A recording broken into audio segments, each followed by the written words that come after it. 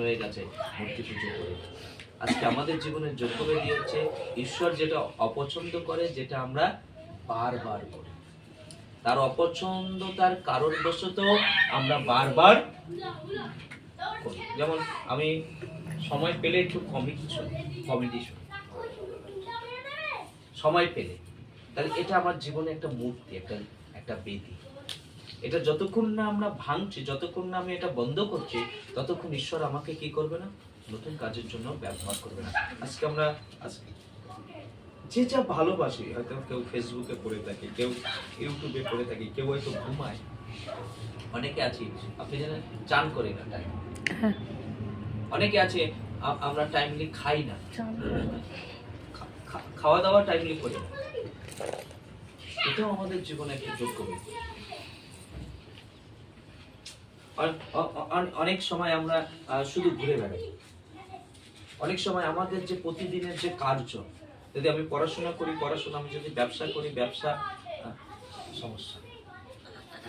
আমাদের মন্ডলীতে একজন লোক আছে, আমি তাকে ফোন করি, আমাকে ফোন করে, আজকেও একবার ফোন হয়েছে, আমি ফোন করি, দাদা কাজে গেছিলেন?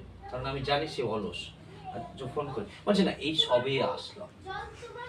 ফোন করি, আপনি কাজে যাবেন না, আজকে বেরোবেন না? না এই যাব। আমরা যেন ব্যবহার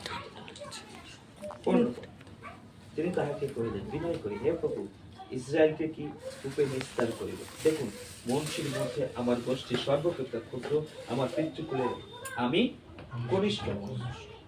মানে গিদিয়ন কি টেস্টিমনি দিচ্ছে? আমি সাধারণ। ওকে, চলো। তখন সদাপ্রভু তাহাকে কহিলেন, নিশ্চয়ই আমি তোমার সহবর্তী হইব, আর তুমি মিডিয়নকে এক মনুষ্যবৎ আঘাত করিবে। ঈশ্বরের কাছে আমরা যত নিজেকে সরল করব, নিজেকে যত আমরা সাধারণ করব, ঈশ্বর তত আমাদের সরল। হালেলুয়া। নাম্বার 2, নতুন দিন ঈশ্বর দিয়েছে যেন আমরা সেই দিনে ব্যবহৃত হতে পারি। নতুন বৎসর দিয়েছে যেন আমরা এই বৎসরে ব্যবহার হতে পারি। আর ঈশ্বর সর্বদা তার কাছে যতই আমরা সাধারণ হব, ততই যেন ঈশ্বর আমাদেরকে বেশি ব্যবহার করে। ঈশ্বর সাধারণ মানুষের সবসময় সাধারণ।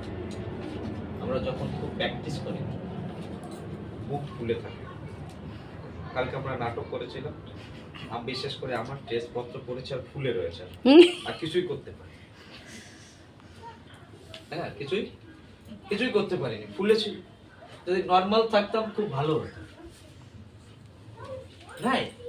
তো আমরা যখন প্র্যাকটিস করি কোনো গান, কোনো কিছু, কোনো বাক্য,